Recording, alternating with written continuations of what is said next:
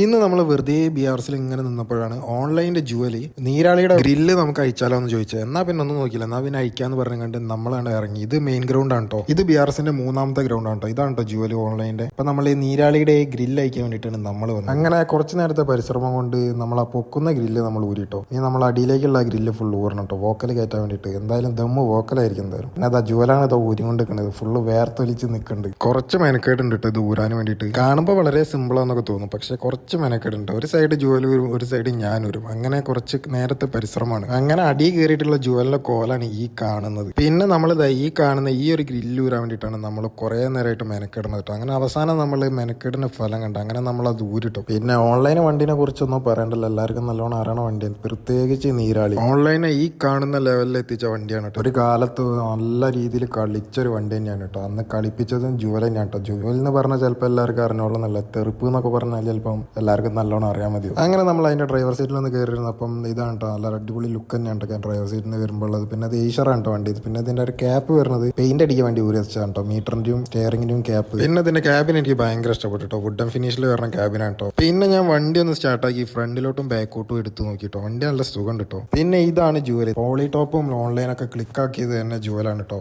ഓൺലൈൻ്റെ ഒക്കെ നെടുന്തൂണ് തന്നെ വേണമെങ്കിൽ പറയാട്ടോ, ഒരേ പൊളി വൈബാണ്. ഇതിന്റെ ബാക്കി കാണാനായി ഫോളോ ചെയ്ത് കൂടെ കൂടിക്കോളൂ.